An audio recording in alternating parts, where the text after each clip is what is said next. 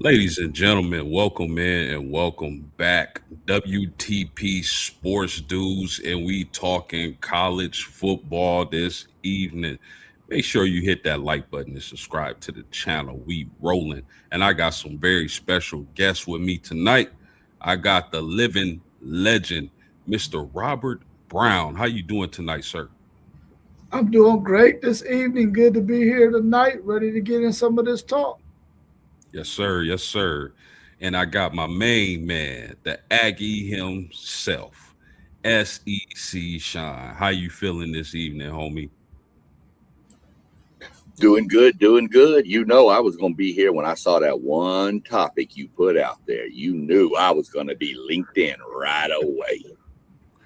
I figure I can get you reeled in, man. I figure I can do that. Yeah, It's all good. I'm happy to see it you in is. here. Yeah, it's good to be with y'all. For sure, for sure. And last but certainly not least, Mr. One Take Saya. How you doing this evening, homie? I'm good. What up with you post game? Hey, we was like, we're post game at man. We're post. We put an APB out for you. You popped up as soon as we put it out.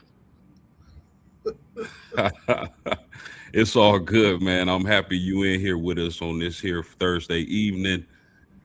Man, it is beautiful to have the WTP Sports Dudes all together and cooking on these here sports topics. And I'm gonna get right to it. I'm not gonna keep y'all waiting. And I'm gonna start Rob, SEC, then one take, and we gonna reverse it.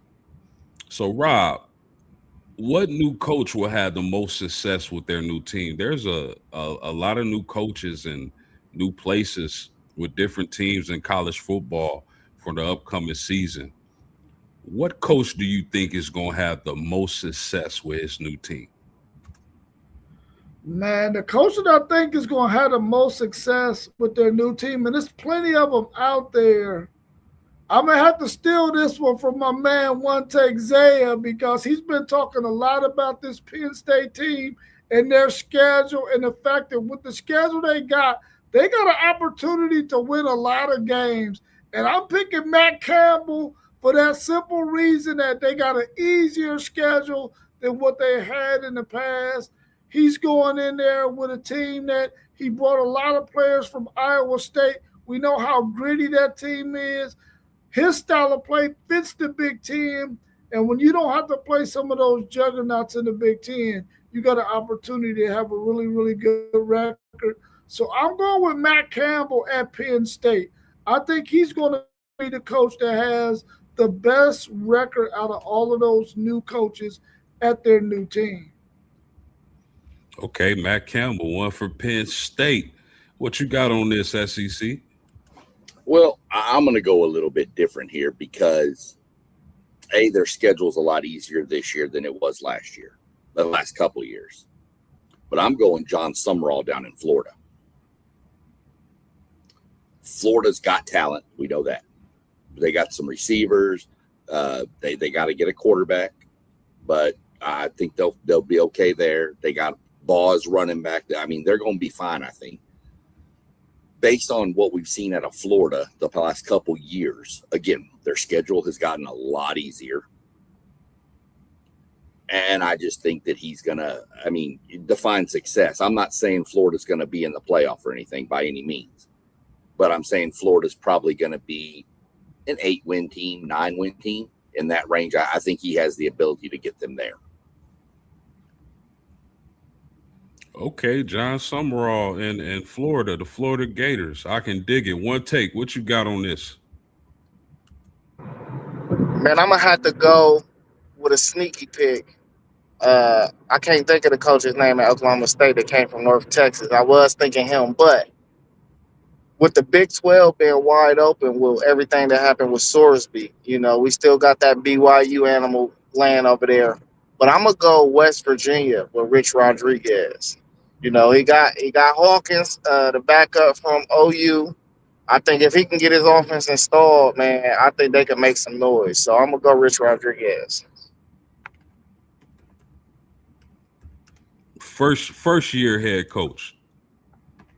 Oh, I think. that's his second year. Yep. All right, yeah, I'm gonna go Morrison. from Oklahoma State. That's a I was really just good gonna say one, that. man. Eric Morris. Yeah.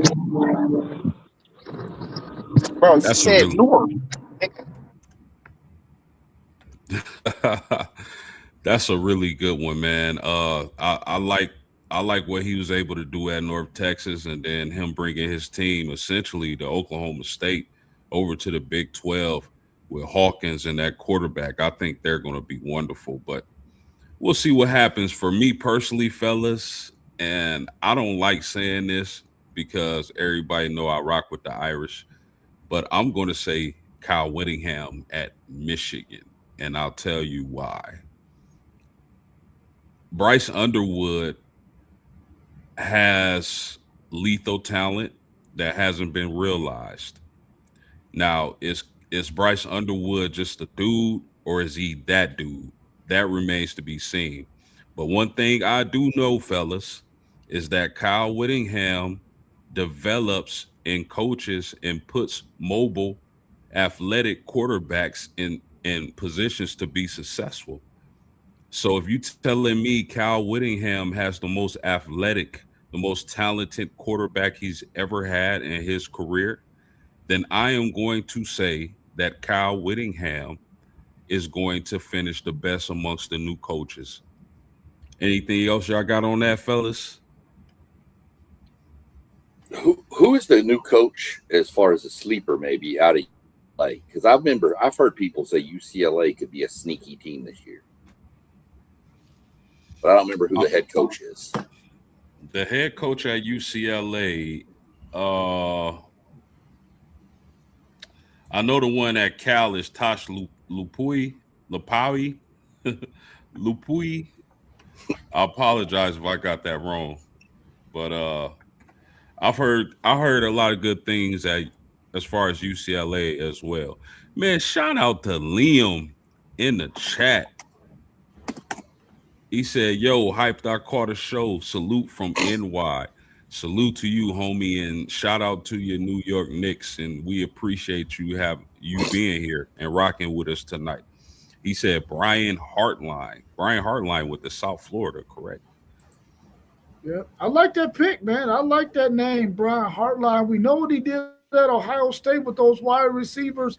Can he start to pull some of those wide receivers who may not be on the radar of some of these big schools and turn them into big time wide receivers to the point where he starts to get some of those big time wide receivers? I like Brian Hartline right there. I like his offensive mind, and I think he's going to do wonders down there in South Florida. That's a really good pick, Liam. Really good pick. It's Bob Chesney, the James Madison head coach, is now at UCLA. There you go, right there. There you go, right there. Liam back in the chat. He said, "We finally did it. Just need the Irish to come through." We absolutely do, man. We absolutely do.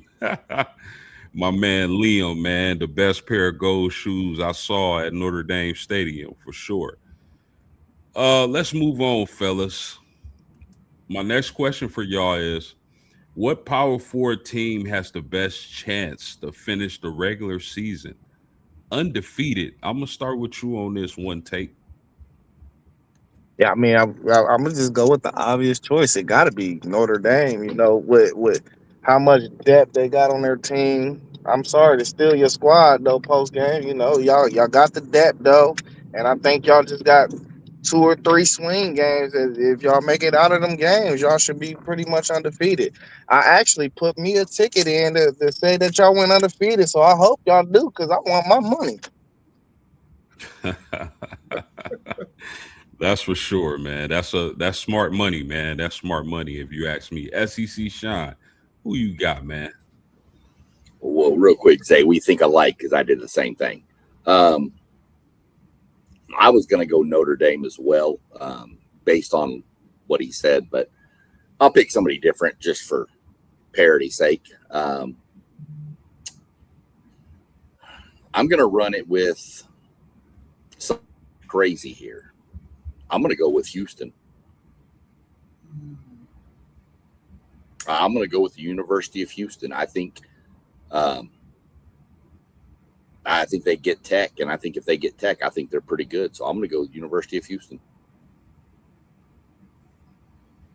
So, can you tell me why you picking Houston? Like, what stands out as far Experience. as Sorry, straight experience to me. They were good last year, and they got a lot of those cats back. Wegman has only grown up. They've got some, key recruits coming in. I like the way that team plays. I know the city of Houston backs that team like crazy. Like I said, experience is the main thing for me. They've got an experienced quarterback who's been a starter in the SEC, albeit short-lived, but he did get that SEC experience and looked good in a few games in the SEC. Last year was his first year in that program, really running. So feel out. He's got a lot of those same weapons back now, and they've just done nothing but had a whole year, an off season to just gel. So I like Houston out of the Big 12 a lot. Yeah, I do too. I like Houston as well. Don't forget the pickup of Mekhi Hughes as well. I think that's a great addition to that Houston team. Rob, what you got on this, my man? Man, I think we always thinking Notre Dame right off the bat because we feel like they can really run the table on that schedule that they have, and the fact that they are one of the best teams in the country, offensively and defensively. Then I said, man, the Big 12, they definitely gonna have somebody go undefeated, either Texas Tech, Houston, or BYU. So I can't go that way because SEC Sean went that way. So Miami was my next choice. Sorry, Mossberger, Level Up Sports 10, I got to steal your pick. I'm going with Miami. I feel like Miami last year made it to the national championship game, lost 2 games in the regular season that they could have won. I think they're going to be primed to go undefeated this year. They bring in Darian Mensah, who we feel like is probably going to be one of the best quarterbacks in the country, in a group of great quarterbacks that we think are going to be this in the college game this year. Then you add Malachi in the mix in that slot position. And then you got Fletcher at running back. You know their offensive line is going to be good because their head coach is an offensive line guy. I'm going to go with Miami. I think they can go undefeated in that ACC and mess around and make the playoffs as an undefeated team. Okay, so we got one for the U. Miami, that is, the Hurricanes. Now, let me ask you a question, Rob, because Notre Dame is on Miami's schedule. If you were a betting man, how much money would you be willing to put down on Miami going undefeated? I'm going to take a page out of Brendan Sorsby's book and only bet $1.25. That's that's hilarious. $1.25. Okay, man. I'll rock with it. I'll rock with it. What I'll tell you, Rob, is put you a deposit. When you put a deposit, you'll get bonus bets of like 50-cent increments. So just deposit the minimum and then use one of those bets, 50 cents. Man, come on, man. My man Level Up Sports 10 in the chat, he said, I'll double back and say SMU from the ACC. Mossberg, you know you my mans. You gonna eat those words, my guy. You gonna eat those words. Go ahead, Zay. You went directly opposite of me. Now I feel like I'm not about to win no money, man. Hey, it's all right, man. I know you got plenty of money to do some more bets with. Hey, I do want to throw out a sleeper team if that's all right with you, Post. Go ahead, yeah. I want to throw SMU out there. They avoid Miami. I don't think they really got nothing in the non-conference, but avoid Miami is big for them, and they got probably who I would say is probably the second or top 3 quarterbacks in the league. So I like SMU's chances to go undefeated this year too. And they only been in the ACC 2 years. I think they got 20 wins in there. So we know they can do some stuff in the ACC. Isn't SMU on Notre Dame's schedule too? They are. No, That's yes, they are. They are. Yeah. No, you You want to gonna change cost it yourself- now? One take? You want to change it now? You gonna cost I yourself some don't money? know. One take. I don't know how I missed that, but hey, you know that's one hard game. I like how they fare in all the other games. You know, That's what I feel I about can Houston. dig I it. think Houston's got Tech, and I think that's their hardest game they're going to face. If they can get over Tech, I think Houston runs through it. So SMU has Florida State, UC Davis, Louisville at Louisville. I think they're going to lose that game. Me personally, Missouri State, Boston College, Virginia, Cal, Syracuse, Vatech, Wake Forest, at Notre Dame, at Stanford. You know I mean I definitely respect you guys' opinion. That's for sure. I truly believe SMU could be a playoff team this season. I don't think they'll go undefeated, but I definitely think SMU can sneak into the playoffs. Y'all got anything else on that? I mean, I No. can see it, man. Jennings is a heck of a quarterback with a whole lot of experience. Hey, what Leon said, he said a Texas team in South Bend in late November. Eek. I'm with you, brother. I'm with you on that. So let's move on, fellas. If y'all don't have anything else to add, and let's talk about my man, SEC Shine's head coach, Mr. Mike Elko, former defensive coordinator at the University of Notre Dame, former University of Duke head coach. So, and this happened a little bit ago. I forget the 5-star linebacker's name. You remember his name, SEC? The linebacker y'all got, the five It's star it's either Keelan or Keyshawn Henderson. Henderson. Yes. So apparently, Elko told Henderson that him and Marcus Freeman share the same agent, and that he had new or insight that Marcus Freeman, this would be Marcus Freeman's last year at Notre Dame. So Henderson should commit to Texas A&M. Henderson commits to Texas A&M. Now, I did see a video today where Marcus Freeman was on a podcast, and he was saying that he wants to retire from the University of Notre Dame. And that made me feel a lot better. But I'm not going to front. When I first heard those remarks, and the fact that they shared the same agent, that kind of had me worried. So I'm gonna ask y'all, and I'll start with you on this, Rob. Mike Elko's recruiting tactics, fair or foul? You know, he might be onto something right there, man, because we all know that Marcus Freeman is one of the hottest coaches out there.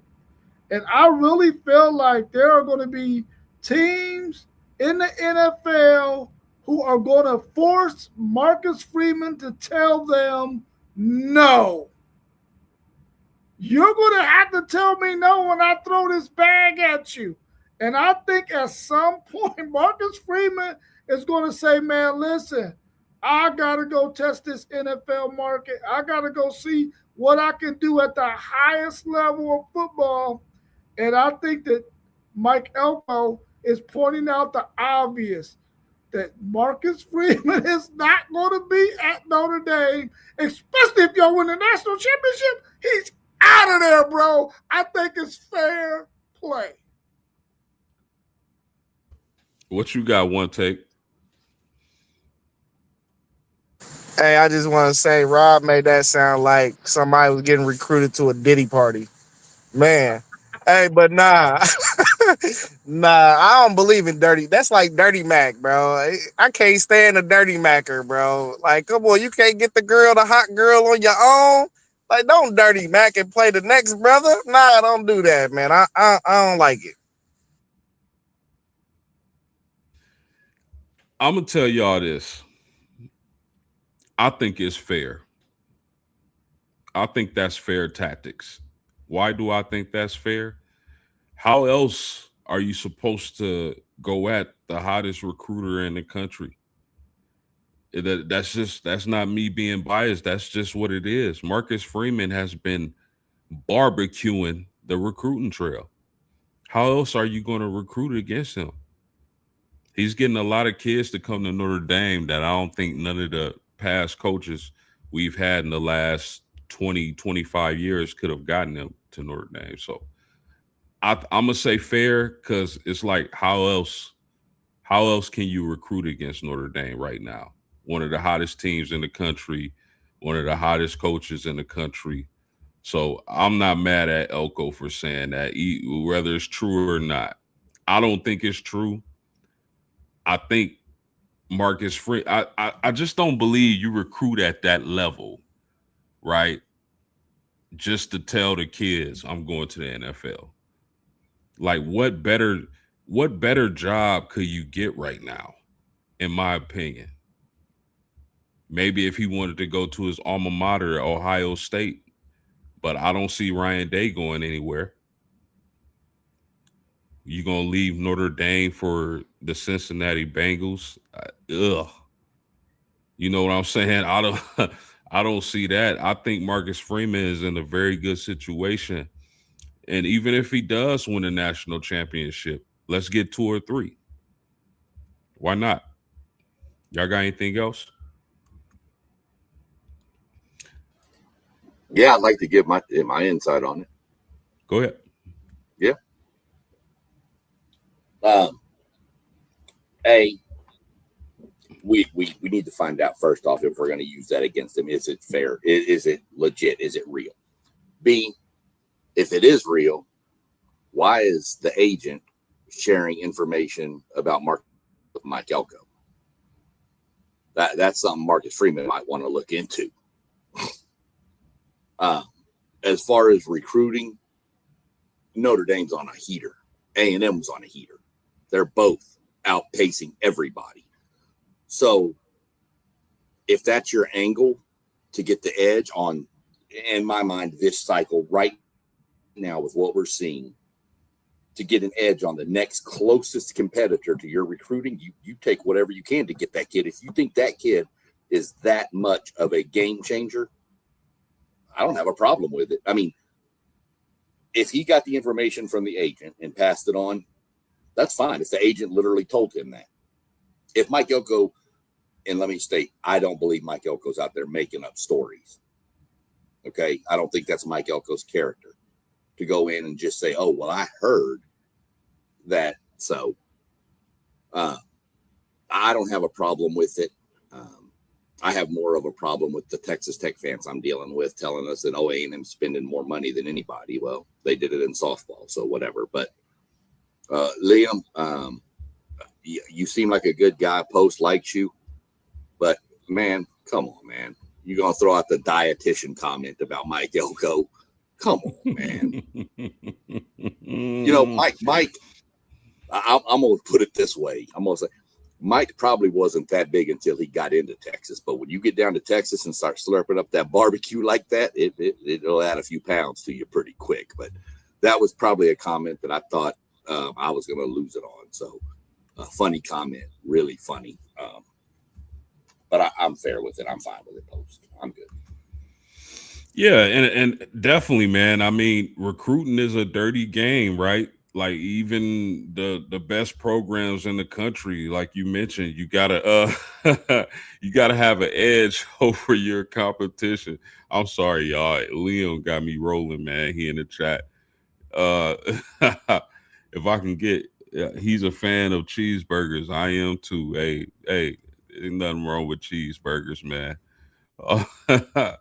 He said all that drinking at the ND losses for me. I get it. I'm right. I'm right there with you. I mean, fellas. I mean, I don't. I, I mean, I wanted Henderson on the team. I wanted Henderson to commit to Notre Dame. You know, but he committed to A&M, and I'm sure SEC Sean is happy about that. I'm sure that fan base is happy about that. that's going to be a really good player. So I don't have an issue with it, man. If that was the edge he needed to get, the kid to commit to A&M, then so be it. Anything else, fellas? Y'all just got that offensive lineman we were in a battle with, right? Simeon. We were top two for him. So it's like, if you got Henderson, maybe we get Simeon. If we get Simeon, you get Henderson. To me, it was whichever with that. So, yeah, it's all good. They're just both on heaters right now. Post those two schools crushing it. Hey, that is 100% true. Notre Dame and Texas A&M are still 1 and 2 in the country in recruiting. Some mega classes for sure. Let me move on to the next question, fellas. Does 5 for 5 affect high school recruiting at all? SEC, why don't you start on this one, my man? No. If anything, it's going to affect the transfer portal more, because you can get players in the portal, but 5 for 5, you're still going to have to get kids out of high school for depth and stuff. So you got to be able to you're just going to have to develop them to get them on the field. I don't think it affects high school recruiting at all. High school recruiting is still the backbone of college football, college athletics, period. But with 5 for 5, knowing, let's say, for example, we spent $4 million on Henderson to come to A&M, and we got him for allegedly 5 years. We all know they don't stay that long, but we know that in year 3, he needs to be on the field. He needs to probably be on the field year 1 or 2, but by year 3, he definitely needs to be on the field. So it's not like we can go just get a transfer player for him. So I don't think it affects high school at all. I think it'll affect the portal some.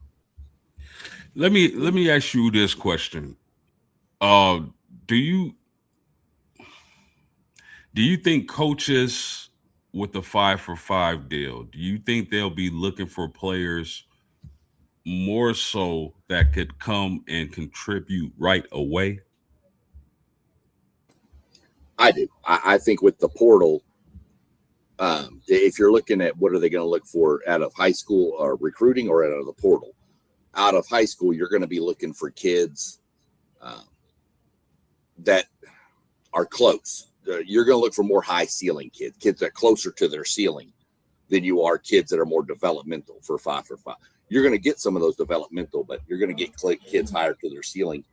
And when it comes to the portal, you're going to build your roster with recruiting, and you're going to look and say, I need a safety. And you're going to go find you a safety in the portal and bring him in and bam, plug a hole. That's all you're going to use the portal for at that point, which really, in my mind, is what it should be used for, not building an entire roster. Yeah. What you got on this, Rob? I think it's going to affect high school recruiting in a couple of different ways. When you think about it, if you're one of those players who, want to get out there on the field, that you can get out there and play a whole season your freshman year on special teams and really get out there and make a name for yourself. So I think that anytime you got a player who may not be so highly ranked, he knows he can go to a big name school if they recruiting him and get on the field.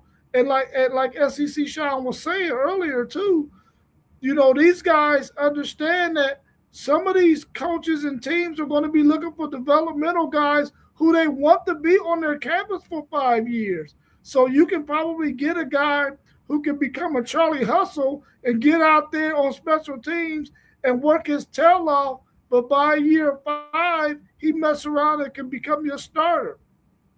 I mean, we see what Michael Tapp did as a walk-on at Texas. So I'm quite sure these high school guys are going to be looking at it in that same way, since they're no longer probably going to be taking walk-ons because they got all of these 105 scholarships that they can give out. So I think it's going to affect high school recruiting in a couple of different ways, and I think as time goes by, we're going to get to see some of those ways. Yeah, great point, my man. One take, Zay, what you got on this? Yeah, I think anytime you have changes within eligibility is going to affect recruitment. Um, just because you playing on a different level field. But I think the biggest impact is kind of what Sean said, that it's going to affect the portal, because I think these younger guys are going to start putting out some of these older guys that's on some of these teams that's not performing. So like the big dogs, Notre Dame, Texas, is Ohio State's, A&M got the best class right now. You're gonna start seeing these guys probably stack on rosters, and I think we kind of headed back towards seeing more stacked rosters than we originally did with NIL. But the difference is some of these 5 or high 4-star guys, that if they don't see you producing, that they gonna get pushed out. I think it's more of an effect on the portal, but it's going to be a big effect on recruitment too. But I just think it's a more of an effect on the portal. But I also think that just because a guy goes somewhere, and he not producing, sometimes you see that they need that change of scenery anyway. So maybe it just wasn't a good fit right out the gate. So I think everything is going to keep on cycling like it is, though. Like, you're going to continue to see the same guys, the same type of recruits go to the same places, because at the end of the day, money rules the world. And keep it going round. Great points, fellas. This 5 for 5 thing is interesting, and I think it's a good move for college football. I'm sure there will be exceptions though. Like I can't see them. If a guy tears his ACL twice, do you think they gonna tell him 5 for 5? Anybody? I just I want do. your opinion on that. I do. Nah, I think it'll be medical red shirt like cases where they grant people extra years. I feel you on that one. If they do, I think it's one medical red shirt. Even if you tear your Achilles twice, you've got some of these guys that we've seen. What was the? I'm not even going to try to remember his name, but he played tight end for Miami. He's played like 8 years. We've got a guy at North Dakota State who transferred to a college. It's playing his 9th year of eligibility. What are we doing here? Come on, that's getting out of hand. So, um, I get one medical red shirt, but I won't go above that. The big caveat in all this is you have to get the one transfer and you're done rule in. Yeah. How many of those multi-year injured guys actually turn out to be phenomenal players after coming back from multiple injuries like that? So I think college is probably looking at the fact that, listen, these guys, once you have 2 horrendous injuries like that, your chances of coming back and being productive like you were before the injury is probably not going to happen. So they're probably thinking to themselves, like, listen, let's go ahead and cut our ties with this kind of thing. We want you to get your education, get it in them 5 years, but don't think that you're going to be able to come out here and play on this football field when really you're going to be taking up a space for somebody else who could be out there playing, especially if you already had 2 serious ones. Well, I get that point too. I get it too. Um, Anything else on this, y'all? No. I got a quick question for you, real quick. Something related to this. Just a question, if you don't mind. No. Go ahead, bro. With the 5 for 5 in play and open transfers right now, there's not one limit. Do you think, with the construction of that, do you think it's going to actually push some of these kids to the G5 schools? Do you think you're going to see an uptick in talent at that level? Because of the limited eligibility. Right, because coaches may know, well, I just got, okay, A&M, I'm going to use A&M as an example. Last year, we got the #1 running back in the country out of Carthage High School in Texas. They're saying we may not even pursue Landon Callis Williams, who's the number 1 running back in Texas, because we have him, and one of them's probably going to leave based on. So if this is in play 5 for 5, and we don't go after Will Williams, and let's say Texas, every other program, I mean, could he drop down to like the group of 5 and then transfer back to a power 4 later? Is it going to build the rosters at the group of 5 level? You know what, SEC Sean, I can see that. I can see that. Guys wanting the opportunity to do their thing. Let me go here to this school, shine for a couple years. I can see that. I definitely can see that. Y'all got any thoughts on that? Yeah, that's kind of. No, go ahead, one take. Go ahead. That's kind of what I was saying about. I think those kids is gonna push the guys that wasn't performing out, and I think when you don't have enough film, that the G5, they're more likely to take the guys that came in as freshmen. Now they might be sophomores or juniors, but they was highly rated guys.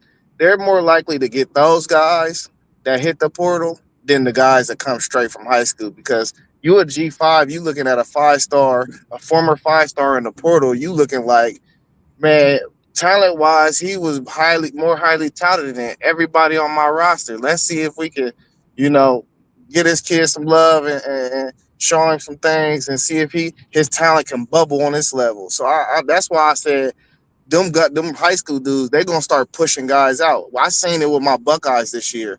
We stopped taking flyers on the top talent in the country through the high school ranks, but we did get the guys that we wanted.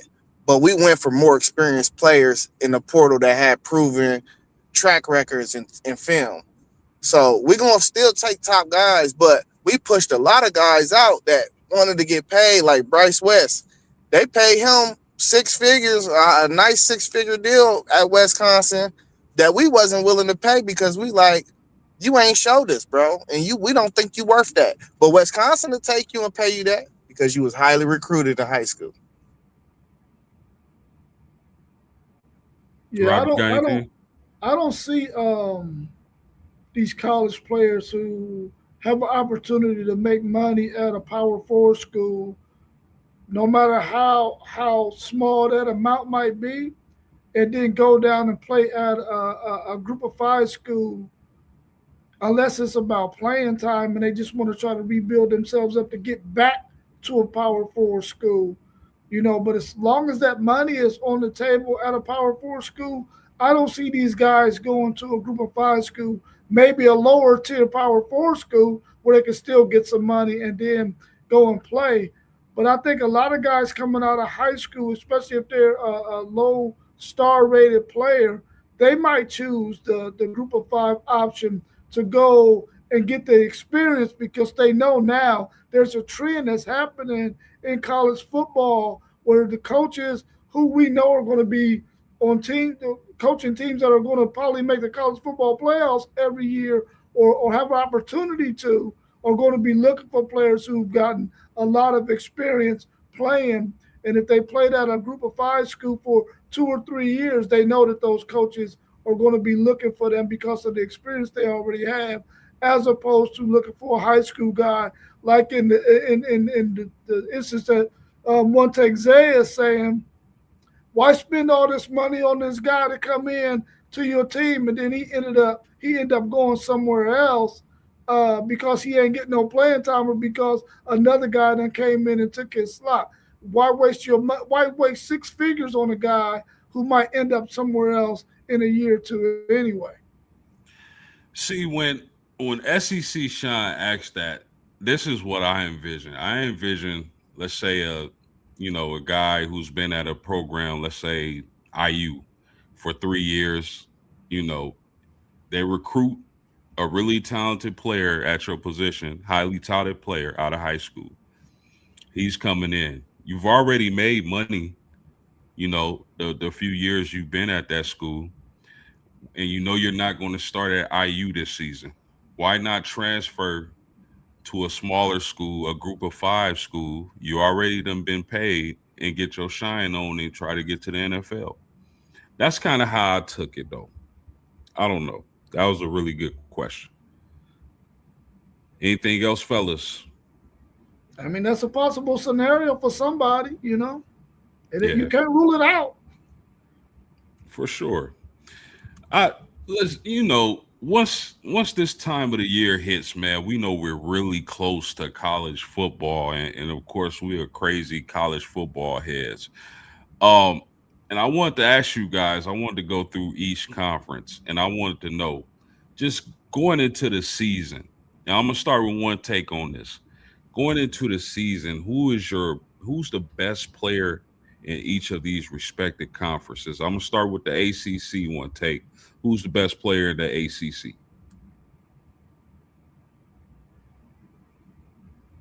No one take. All right, SEC Shine. Who's the best player in the ACC? This is a tough one. I'm gonna take Jennings from SMU. I just think he's dynamic. I think he's super dynamic. And it's tough. There's some dudes down at the U down there in southern Florida. So, but I'm gonna go on a limb here a little bit. I'm gonna take Jennings from SMU. What you got, Rob? I mean, I'm glad he went with SMU guy, man, because I'm going with Malachi Tony as a the U.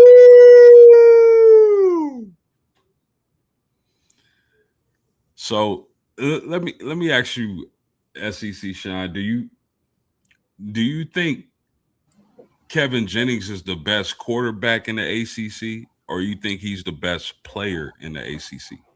Well, I think it's a little of both. I think he can do a little bit of everything. He can run the ball. He can throw the ball. He's kind of a Swiss Army knife back there. He's a typical dual threat. You would take him. You would take him over Mensa. Yes. Can y'all hear me? Yeah, we hear you.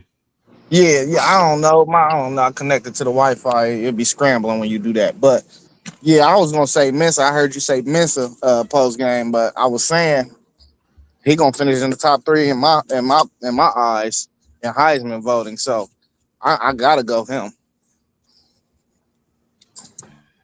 Rob, when you said Tony, right? Do you think Tony is? I'm asking you the same thing I asked SEC. Do you think Tony is the best player in the ACC or the best wide receiver in the ACC? I think he is the best player in the ACC. I feel like when you put the ball in that guy's hands, he can do so many things. He can change the dynamic of the game when he get those touches, man. And I think we seen a lot of that last year. A true freshman who reclassified, I might add. And now he in his second year with a better quarterback, in my opinion, with a more experienced uh, running back in Fletcher, who balled out last year. I think Malachi Tony is the best player. Now, I know Deuce Robinson got something to say about that. I know Mensa got something to say about that. But I'm picking Malachi Tony as the best player in the ACC. I'm gonna ask you this question as well. One take. Do you think Mensa is the best player in the ACC, or is he the best quarterback in the ACC? When you asked Rob that, man, my antenna raised, and I was like, "Who am I missing?" And I put it on. Like Isaac Brown, bruh. I'm gonna have to say Isaac Brown is actually the best player in the ACC. Because he got a cape on his back and he show up every week he on the field, bruh. And they wouldn't do. I don't think they nothing without him. I was gonna say Isaac Brown for the ACC. So I'm with you on that point. I like Isaac Brown. I think he's a very versatile, electric running back, and he's going to do big things for Louisville this season. As well as getting Lincoln King host from Ohio State. I think that's going to help him out a lot. So let's move on to the Big Ten. Rob, who's the best player in the Big Ten? I mean, the best player in the country, Jeremiah Smith. What you got, SEC? This is why I hate going second on some of these. This is a top, and then again, I'm going to take another quarterback out of there from Oregon. I'm going to take Moore out of Oregon. I think he's a substantial player. That's where I'd go with. I'd go with Moore in my mind. Yeah, I like that pick. It's tough because we value quarterbacks like on a different level. So it's tough to put any position over. But I want to know what One Take think. Go ahead, One Take. I want to keep it kind of interesting and throw some other names. We know Jeremiah Smith. I think he's the best player in the country, but I'm gonna throw a name out there: Carter Smith, tackle from Indiana. I think that kid is probably going to be the best tackle in the draft. Okay, so we got a QB, wide receiver, and a tackle. Listen, man, I'm still sticking with Jeremiah Smith. That dude is a freak of nature. Um, he can run any route. He gonna catch it at the line of scrimmage, midfield, catch it deep. It don't matter. That dude is a matchup nightmare, and a handful for anybody to deal with. So I'm gonna stick with Smith, even though I really like the Dante Moore pick. I like that a lot. You can't go wrong with a quarterback. Let's move to the SEC, and I'll start with One Take on this one. Best player in the SEC. I'm gonna go Ahmad Hardy all day. I think Ahmad Hardy, running back from Missouri, he gonna have a cape on his back. He got a lot to do this year. I think he can figure out how to have them in contention, and I think he'll show his worth of a playoff berth.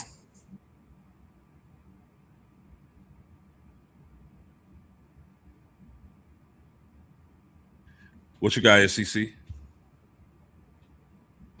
Going with a running back, but going one with a little bit further south than there.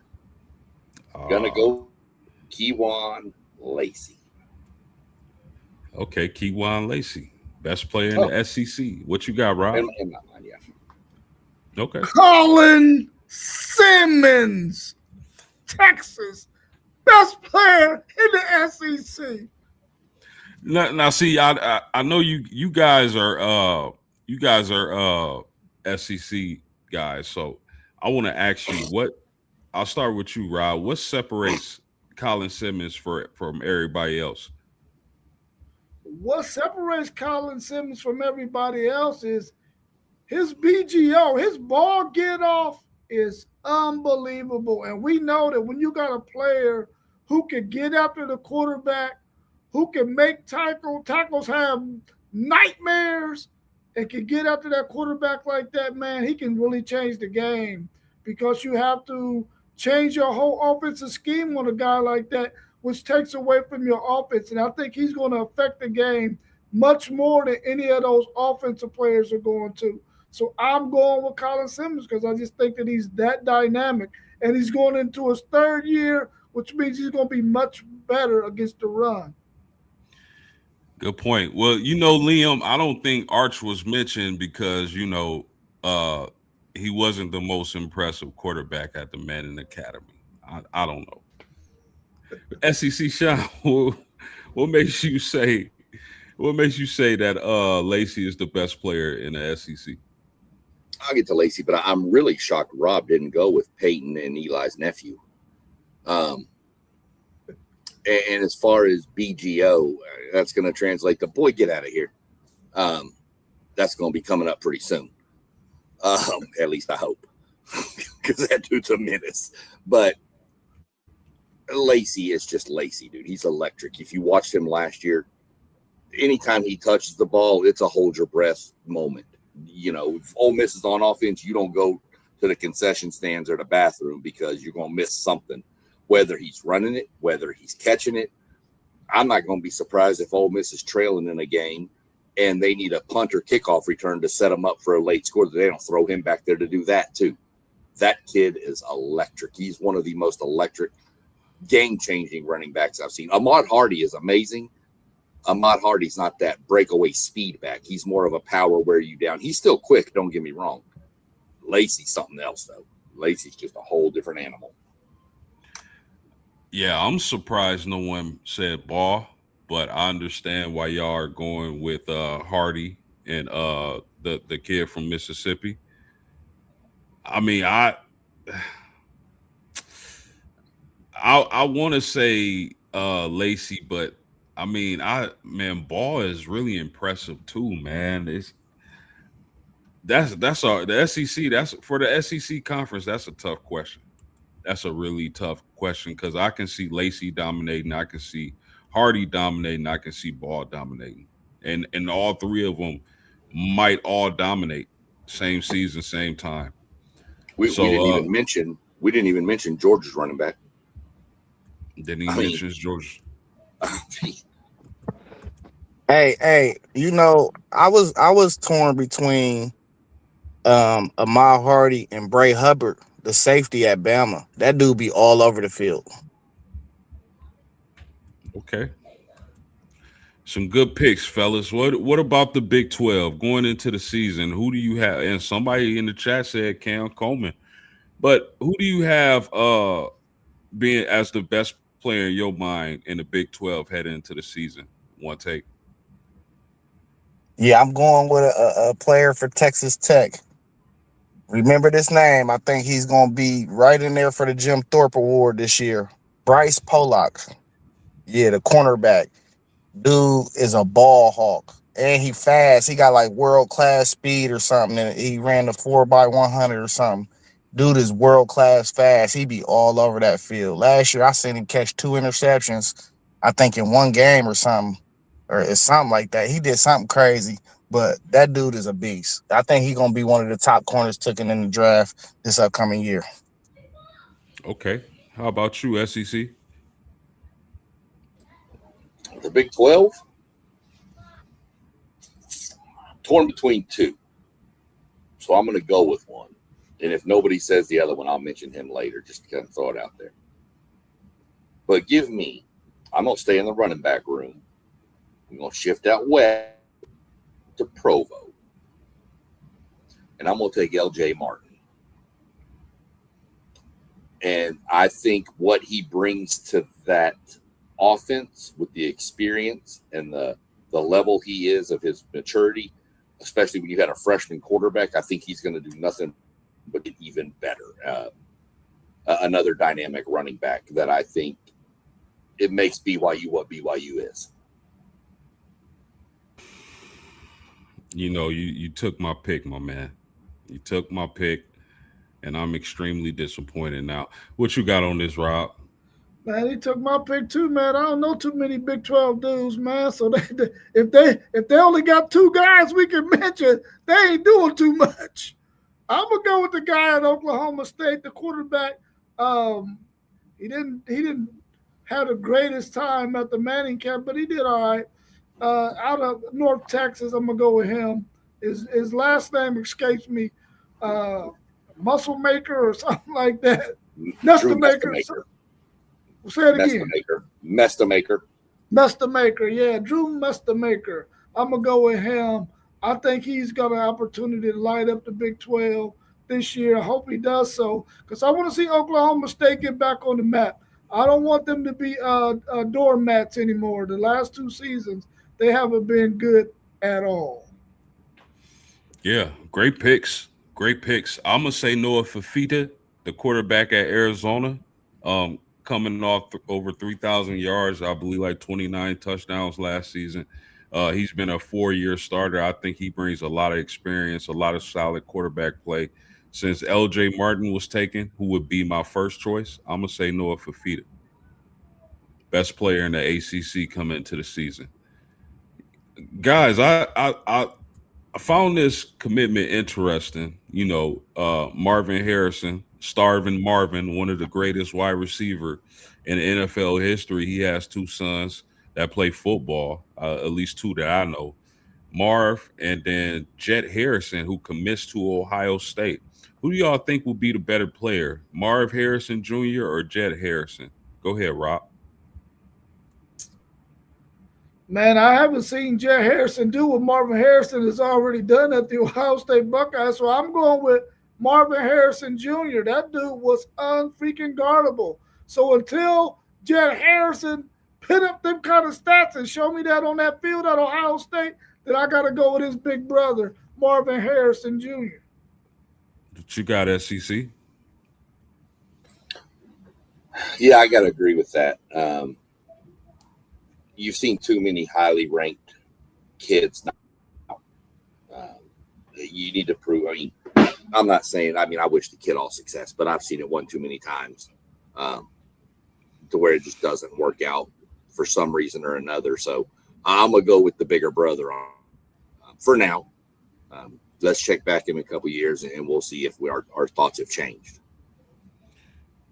One take. What you got for us, man? So, Jet he's his brother. They're built different. I think Jet definitely has the potential to be better than Marv. For the simple fact that you could put him at the he for any of those. Did I give you this? Hello? You breaking up real bad. Breaking up real bad. I'm gonna come back to you, Zay. I'm gonna come back to you. I'm gonna come back to you on this one. I think yes. I mean, you guys made really good points. I think Jet Harrison potentially could be better than Marv. He's higher. He's ranked a little higher coming out of high school. I think Marv is the bigger body receiver, the possession guy. I think Jet might be a guy who can really stretch the field and be really explosive. Like I said, he's rated higher amongst recruits in the nation. I believe Marv was a high 4-star and Jet is the 5-star. I don't know. We'll see. But man, I don't like basing things off potential. So I guess I'm gonna give the slight edge to Marv, but I will not be surprised if he was the better receiver at Ohio State. You with us, Zay? Yeah, how do I sound? Perfect. Yeah, I was saying that Jet he's built different than Marv, so he got the body for the X, Y, or the Z. I think he's more versatile than Marv was. I think he got a little more twitch and more explosiveness. But I'm with you, Post. I don't like the, the basing it off of like the potential thing. So I want to see it, but without a doubt, his ceiling is higher. And hey, I just want to say, wide receiver, you continues. This is back to back 3 classes. 5-star receivers. We're gonna keep rolling them in. Yeah, no doubt about that. That's definitely a NFL factory for wide receivers, man. There's no doubt about that. I'm excited to see Jet Harrison's career play out. That's for sure. Last question, fellas. ESPN names Notre Dame's Leonard Moore the best defensive player in the country. Agree or disagree? I'm gonna start with you, Mr. SEC. Ooh, there's some good defensive players out there this year, man. But Zay was spot on with the guy from Bama, the one from Tech. That safety from Bama is something else. But I'm going to agree, and here's why. He's a cornerback that you automatically know you don't throw to that side of the field. It's done. You don't go that way.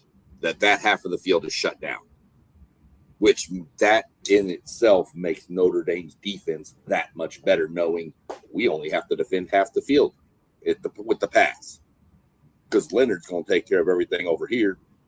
So there's some other great ones out there, but I'm going to have to go that I agree with Leonard Moore as the defensive player of the year.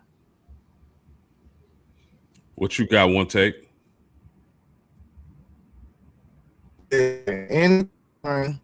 I hear Jeremiah Smith player. Oh, you breaking up real bad. You breaking up. We're gonna come back to you. What you got, Rob? Yeah, I gotta agree, man. I don't want to agree, but I gotta agree, man. That Leonard Moore is the best defensive player in the country in college football, man. Like SEC Sean said, whenever you got a guy who can shut down one whole side of a field, and all you got to do is focus on what you're going to do on the other side as a defensive coordinator, I mean, that's your greatest gift. We saw what Deion Sanders did when he went to San Francisco and shut down one whole side of the field, then flipped and went over to the Cowboys and won Super Bowls there. We know how important a cornerback is to any football team. And when you can take away a receiver, I mean, we've seen it with Revis Island. We've seen it with a lot of great defensive backs, man. They just make normally the pass rusher makes it better for defensive backs, but in this case, Leonard Moore is making it better for his pass rushers. I totally agree with that one. Okay. Well, and let me throw this real quick. Another reason I said something about it before we jump to Zay. Leonard is one cornerback that is not afraid to stick his nose down and get down and dirty at the line of scrimmage. Yeah. And that's hugely important because not only is he shutting down half the field with the pass game, but you got to think twice about running to his side too because he's a sure tackler. So that's the other reason I give it to him. Yeah. You ready to roll, Zay? I don't know. Phone tripping? Is it tripping? How I sound? You sound better. All right. Yeah, man. Listen, anytime that stamp you, do respect. Jeremiah,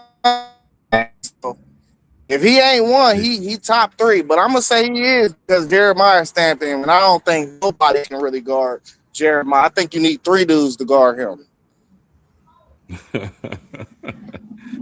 For sure.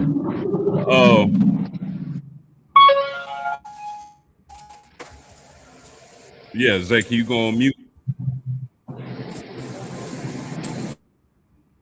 Cool. The thing that I love most about Leonard Moore is, first of all, this guy was a 3-star coming out of high school. So, I mean, that's just another example of sometimes stars don't catch what they need to catch. These talent evaluators sometimes don't catch what they need to catch and they miss on these players. Leonard Moore is elite. The thing that I like most about his game is he's able to travel boundary, slot, field, anywhere where you have a opposing wide receiver who's a big threat, you can move him anywhere on the field and he can cover them. So that's what I love about Leonard Moore, and I definitely agree he's the best defender in the country. Anything else, fellas, before we get out of here? You being a Notre Dame guy. One question I had about Leonard Moore real quick, post, and you probably answer it better than anybody I know. Was he in the first recruiting class under Freeman? Or was he Kelly's last? This would be his junior. So, yeah, he was a Freeman recruit. Well, you were talking about the 3-star. That just tells you all you need to know about Marcus Freeman's recruiting. You find a 3-star that turns into that under his tutelage, tells you all you need to know. Absolutely, absolutely. One take, you got something? One take, you there? No? Rob, you got anything else? You know, I think what we're starting to find out about a lot of these really, really good football coaches and their staffs, or that they're starting to look beyond 5 stars, 4 stars. Of course, they want to get those guys, but they're looking to see what guys who are out there, do they fit their system for one? And are these guys really as talented as these stars say they are? And you're starting to see a lot of these coaches and their staffs become really good evaluators of talent. And they're going all over the country to get guys where you used to see mainly Florida schools were getting mainly Florida guys, and mainly West Coast teams were mainly getting West Coast guys. Now you see coaches going all over the country getting guys, and they're becoming such great evaluators of talent that we're starting to see players go from their norm or playing in their state to going anywhere in the country to play. Yeah, that's a great point, and I'm sure NIL had a lot to do with that, huh? It had This is some. the It had some for sure. Yes, this is the NIL era. Man, I appreciate y'all, man. I love chopping it up about sports with the homies, man. I'm happy y'all can make it in. Hold on, we got one more comment before we get out of here. You need to develop a couple 3 stars because they are a bargain. Hey, that's actually a good that's a good comment. That's a really good comment. And I agree with that. But for Rob, with WTP Sports Studios, with SEC Shine of the SEC Shine podcast, from One Take Zay of the One Take Zay podcast, and me post game of Post Game Sports, we out of here. Peace.